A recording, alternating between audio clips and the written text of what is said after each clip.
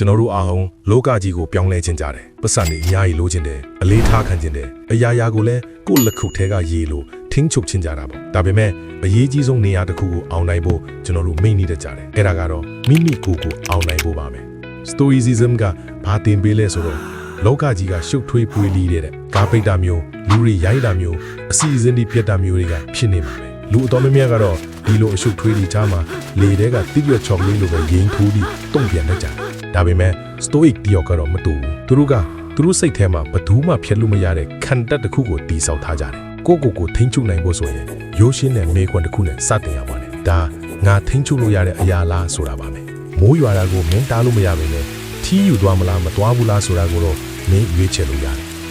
သူများတွေကိုယ့်ဘောဘာပြောမလဲဆိုတာကိုတားလို့မရပါနဲ့ကိုကဘလို့ပြန်တုံ့ပြန်မလဲဆိုတာကိုတော့ကိုယ်တိုင်ဆုံးဖြတ်လို့ရပါတယ်မင်းဒေါသထွက်လိုက်တဲ့အချိန်တိုင်းမင်းမှာရှိတဲ့စွမ်းအားတွေကိုမင်းကိုယ်တိုင်အရှုံးပေးလိုက်တာနဲ့အတူတူပါပဲ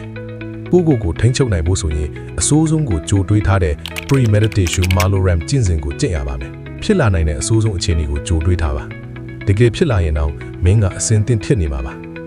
ကိုထိန်းချုပ်တာဟာစီကန်းရှိခြင်းလည်းဖြစ်တယ်လှုပ်ခြင်းစိတ်ရှိသည်ဖြစ်စေမရှိသည်ဖြစ်စေလူတင်တာကိုလှုပ်တာမျိုးပေါ့အချက်ပေးတာမြည်လာရင်ထပ်အိတ်မနေပဲချက်ချင်းထတာမျိုးကအစားပေါ့အကျင့်ဆိုးနေကိုမဟုတ်ဘူးလို့ညင်းလိုက်တဲ့အချိန်တိုင်းဟာမင်းရဲ့လွတ်လပ်ခွင့်အတွက်ဟုတ်ကဲ့လို့ပြောလိုက်တာပါပဲ Marcus Aurelius ကပြောခဲ့မှုတယ်မင်းရဲ့စိတ်ကိုမင်းမဲ့ပိုင်တယ်အပြင်ကဖြစ်ရက်တွေကိုမင်းပိုင်တာမဟုတ်ဘူးတဲ့ဒါကိုသာမင်းသဘောပေါက်သွားရင်တကယ့်ခွန်အားအစစ်ကိုရှာတွေ့ပါလိမ့်မယ်ကိုထိန်းချုပ်နိုင်တဲ့သူဟာညင်းညူမနေဘူးညင်းညူတာဟာစိတ်တက်ပြော့ညံ့တဲ့လက္ခဏာပဲအဲ့ဒီအစားသူတို့ကအခက်ခဲတိုင်းမှာသင်ခန်းစာကိုပဲရှာဖွေတတ်ကြတယ်လောကကြီးကမင်းကိုဗတ်ပေါင်းစုံကနေဆွဲလာရလာလုံနေပါလိမ့်မယ်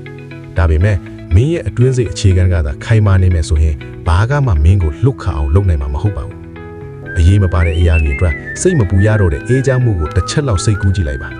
အဲ့ဒါဟာတကယ်မင်းဆိုးရစာစမ်းတာပါပဲအဲ့ဒါဟာတကယ်ခေါင်းဆောင်မှုပဲဒီနေ့ပဲစတင်လိုက်ပါမင်းရဲ့မနဲ့ခင်းကိုထိန်းချုပ်ပါမင်းရဲ့စိတ်ကိုထိန်းချုပ်ပါ